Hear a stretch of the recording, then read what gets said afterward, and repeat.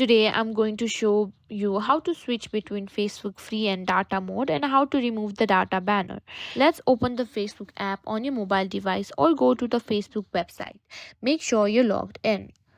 Now, before we switch modes, let's quickly understand what they are. Free mode allows you to use Facebook without consuming your data but with limited features.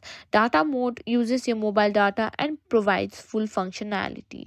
To switch to free mode, tap on the three horizontal lines in the top right corner or the bottom right corner depending on your device and select settings and privacy.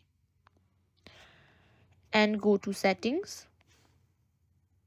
Look for data saver option and toggle it on. If you cannot find it, you can simply search for it.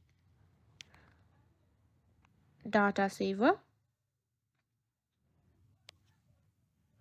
Simply toggle the data saver mode on.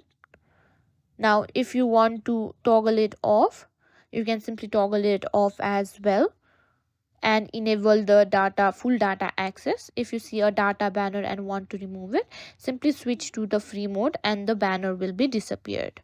And that's it, you've successfully switched between Facebook free and data mode and removed the data banner.